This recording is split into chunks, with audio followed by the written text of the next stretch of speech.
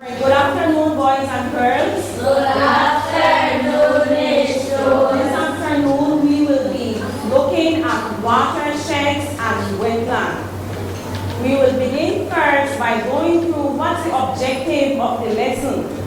So the objectives are to identify watersheds and wetlands, to recognize the importance of watersheds and wetlands. I would like for you all also to be able to identify the threats that make the wetlands not so sustainable for us. I would also like for you all to interact in groups, so please, your participation is very important. You have to be able to share your knowledge within your group and responses, be able to come and share your responses with the rest of the class. When you meet with your groups, outside of the groups, I would like for you all to come and share with the whole group. Okay? Just a little guide of what we will be doing. We will be first doing a little brainstorm. So we'll do a nice little introduction activity. Let me explain this activity some more. What you will do is create a mind map. So you will use whatever little picture or words that come to your mind for usage of water. Water as a resource. Why is it important to us? What do we use water for? So right about now, you can start thinking about that. Having done that, we will move on into our words that we will use in our class today.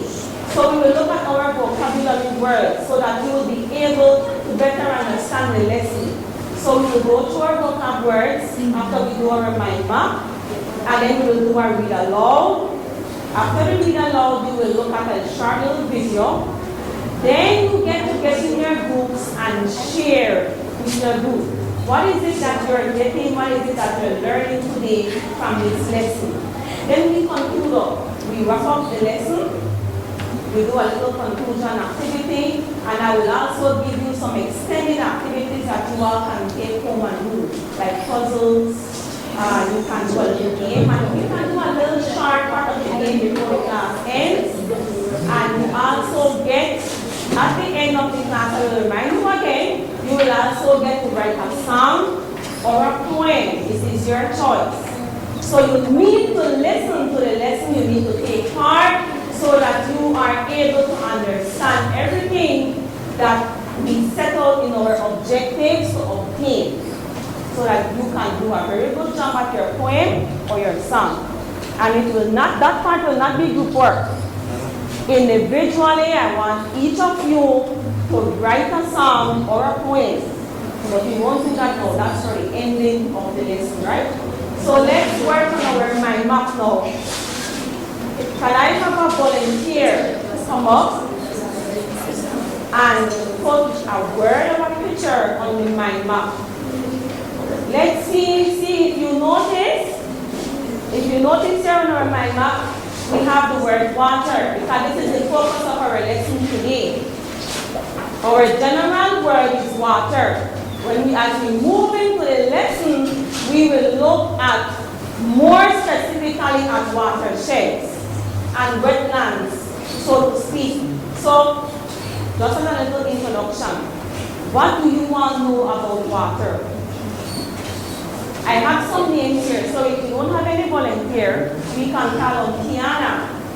Come, Tiana. Imagine this is our mind. Imagine this is our brain. If you close your eyes and think of all the things that you can see happening or surrounding water, what would those things be? So let's see how we can somehow map our mind up here of our knowledge of water. Let's see, Anna. You need a marker? You want to write something? Or you want to put a picture? Put a picture. So you need a piece of tape? Where's a picture? Alright, Tiana is what you need. Let me put a little marker.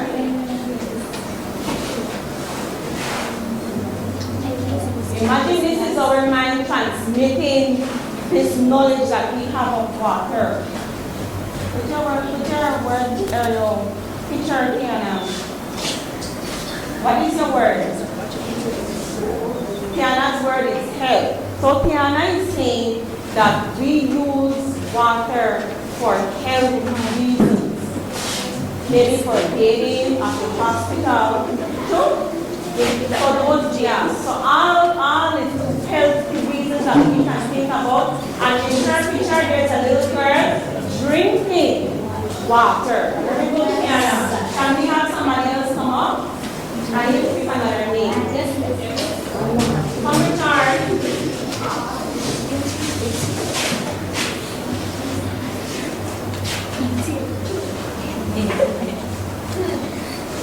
After Richard, we come to Stella.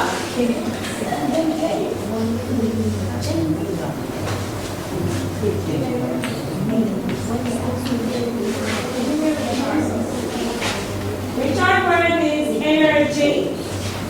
And it looks more like a dam.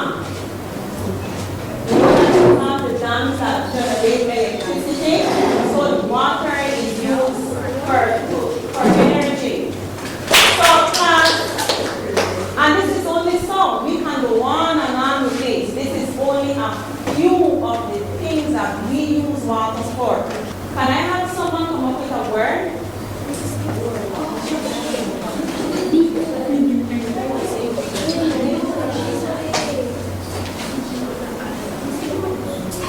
This is our first word that we will put here on the board. And he will explain to you, or she will tell you what's the name of her word.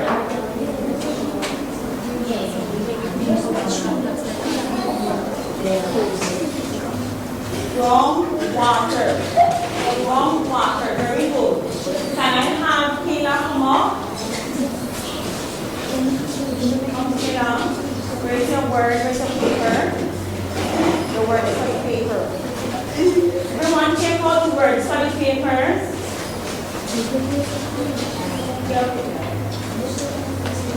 Kayla will explain to you all the things that she knows about her word. Turn around to them, Kayla.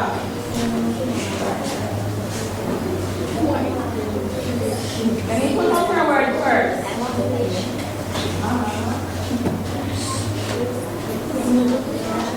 What is your word, Kayla? Eutrophication. Say the word. Eutrophication. Again. Eutrophication. How do you spell eutrophication? Eutrophication.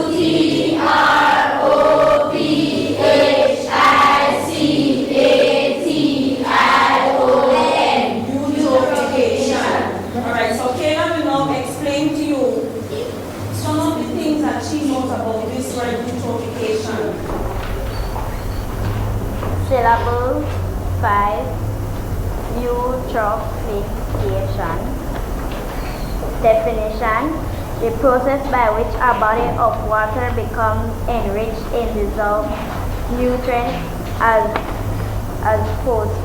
phosphates that stimulate the growth of aquatic plant life, usually resulting in the depletion of dissolved oxygen. Word part. Prefix eutrophic means well nourished. Root word shun. Sentences: the increased growth of plants and algae that accompanies eutrophication depletes the dissolved oxygen content of water. Due to the eutrophication, there are often a die-off of organisms such as fish. Parts of speech? No. Okay, give Kayla a big hand clap. This of you has your word study handout that you can follow. The parts of speech, the sentences in which the word is used for the word eutrophication. And we'll put this right beneath here so that when you have time, you can come up and look at it again, see what's the antonym for the word, what's the synonym for the word, the origin. When you study a word like that more in depth, rather studying the parts of speech, the syllables, it gives you a better understanding of the word and you learn the word better. I need you to follow as I read. And if I ask questions, then you can raise your hand if you think you know the answer. Or if you have a suggestion while I'm reading, you can also raise your hand and share whatever ideas, Kenroy, that you have.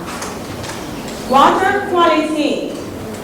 Whenever you find clean water, you will also find healthy people. Clean water is a basic need to improve and maintain our quality of life. Our water quality is often threatened by our harmful human activities like pollution or by natural events like floods. Although we may have access to water, it is not always the best quality. Health and environmental authorities must constantly monitor our water resources and guard against water pollution. Polluted waters can cause, what are some of the things that you think polluted waters can cause? Raise your hand. Germs like what? Like malaria, cholera, very good. Or typhoid fever, dysentery, and other life-threatening diseases. It can also cause water shortage. Belize is divided into 33 watersheds. As you will notice on the watershed map that we will look at in a short while. Okay? We will look at some of these watersheds. A watershed then is an area of land that drains all the streams and rainfall into an outlet, such as a river, a stream, channel, or sea. The word watershed is sometimes used to mean drainage basin or catchment. Homes, farms, ranches, forests, cities, towns, rural communities, they all make up watersheds. So watershed is not just one simple little area. Watersheds come in all shapes and sizes. Some are millions of square miles, while you have others that are just a few acres. Smaller watersheds are nearly always part of a larger watershed. What do you think? What do you think would happen? I want you to think about it. What do you think would happen if our watersheds were to be destroyed? And if you look here, you will see this girl. There are some little school friends conversing, and that's the same question that she's asking her peers. What they think. The boys say that I do not think about it. I just don't know what I can do to prevent it. But I don't think that you all think like it. So let me see if I can get from some of you what you think would happen if our watersheds were to be completely destroyed. Yes, the answer? We will have less water, yes, but what type of impacts would happen as a result? Jesse? Okay, he said we can die of thirst. Maybe we will have drought too. Yes? The fish will die. Very good. See, at least you're not thinking like this boy who is saying that he don't know what to think. Anybody else on that side of the classroom? I know your great thinkers. What do you think would happen?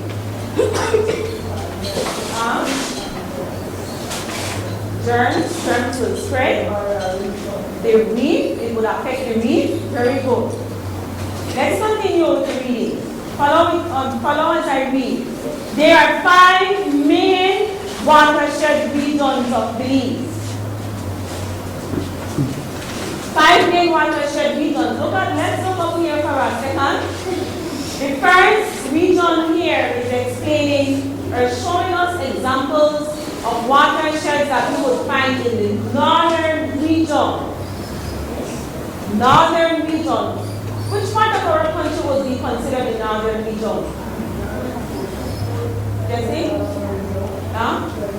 Corazon and Orangewa. Very good. And are you familiar with the word New River?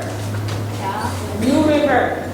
So New River is a watershed found in the northern region.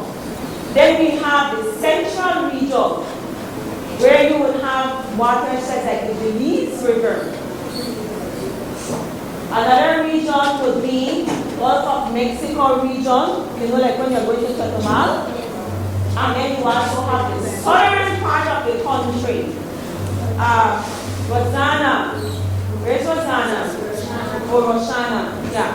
What are some of the places that we would find in the southern region? Jesse said you would find Orangewa and Corazon in the northern region. And there are rivers like the Rio Hondo, New River, Northern River that makes up watersheds in that area. So what are some of the areas that comprise of our southern region or our southern area? Anyone want to help her? Because we have the same people answering. Let's hear from P.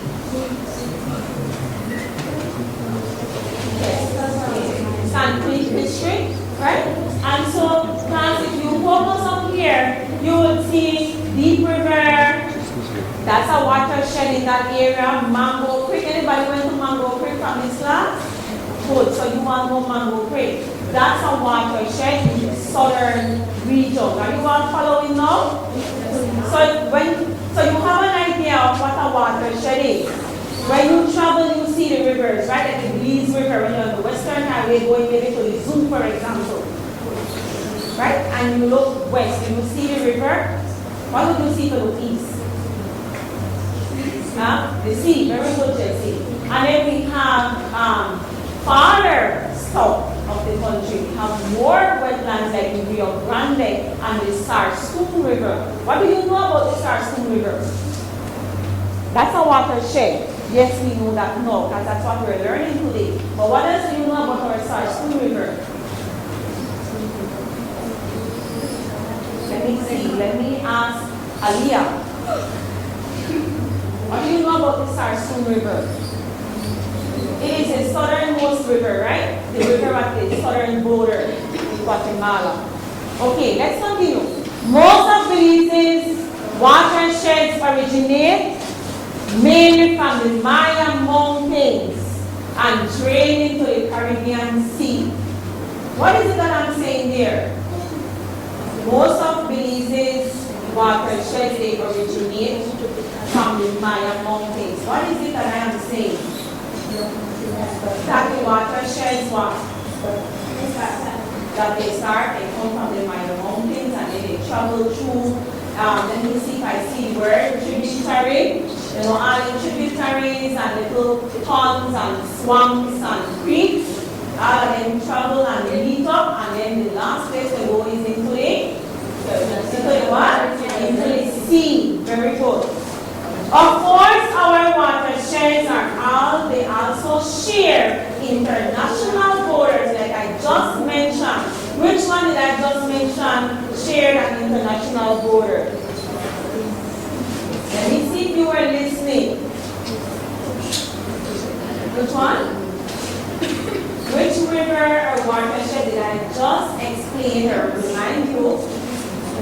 The Sarsoon River, the one in the southern wetlands. That one shares the border with which country? Guatemala. Very good. How about north? The northern watersheds are wetlands. These ones that here that says northern. Which one will be at the border? Which of these watersheds? Which of these watersheds here you have Freshwater Creek, New River, Northern River, Rio Hondo, Shipstern, and Progreso Lagoon? Which one? Rio Hondo. You see when you go across the bridge, like when you're leaving the immigration into Mexico, that's the Rio Hondo River. So you learned something today, right? That's the Rio Hondo River. Another example is Belize's second largest river basin system, and we just mentioned it, the Rio Hondo. The biggest system is the Belize River watershed system. Which one is the biggest? The Belize River watershed system. And the second biggest is the Rio Hondo. Very good. I would like for you all to join in up with Belize's watersheds. Everybody start there. Belize's watershed consists of. If you look up from here, you will see a diagram showing you that cycle that the water goes through. In your reading, you read about groundwater. That's the water below the ground surface, right? And so sometimes when you have your heavy rain, the water comes down. What do we call that? Precipitation, true? And then the water, notice so it has there the stream, the water is discharging in the area beneath the ground. And then when the water stays there, it becomes groundwater. Then you have surface water that will be on top of the ground, like the rivers and the streams and tributaries and so marsh and swamp. Then you also have those areas where the water is staying and it is called a well. And some people use well. What do they use well for? To take water out, maybe to wash some clothes or cook, right? Okay. All right. Look at this. We can protect our water resources by what? Maybe protecting our watersheds, and we can start doing that by conserving water. We don't pollute, and we protect our forests. Resources. Belize has 33 watersheds and 7 groundwater provinces. Some of the tricks. Pay attention to this. When it is your turn to get in your group, these are some of the things that you will want to be discussing in your group. What are some of the threats to our watershed areas or our wetland areas? Land degradation, water pollution, drought. Remember somebody mentioned about drought. Rapid urban development. What is urban development? Urban development. Do you live in an urban area? Yes. So Belize City would be considered an urban area. So what are some of the developments that we see when you leave John Piani School and you go on your way home? What are some of the developments that we see? You see roads being fixed or buildings being built to big buildings. So sometimes when you do this type of development and those stand properly, then eventually effects of those go and destroy things like our watershed. Deforestation, what are deforestation? Cutting down of trees and those plant and back, right? Those chopping down and that's it. Forest fires, high water consumption and climate change. And see, on the other side, you can see some of the things that happen as a result of these threats, like loss of watershed. And I think somebody mentioned that earlier that we can completely lose our watershed if we continue to do things that threaten them. Let's now look at the video. I want you to pay attention to the video, and I hope you are paying attention to the threats and the impacts, because you will now need to tell us what is it that you have learned from the lesson. So I hope that you are paying attention. Anyone has any question before we move on? And wetlands can be a lot of things: stagnant or flowing, fresh, brackish, or salty. Wetlands are a common feature on the Belizean landscape. Sitting at the bottom of the Belize River watershed are the freshwater wetlands of Crooked Tree. If we trace the tributaries, we'll find that the Crooked Tree wetlands collects water from the western slopes of the Maya Mountains, and with the help of the Chiquibul, Mopan, and Macao rivers, meanders through to the Belize River. Here the water slows and gradually winds its way through a series of lagoons and rivers and creeks and streams right down to the coast. All these tributaries, creeks, and swamps make up the largest watershed in Belize, called the Belize River Watershed.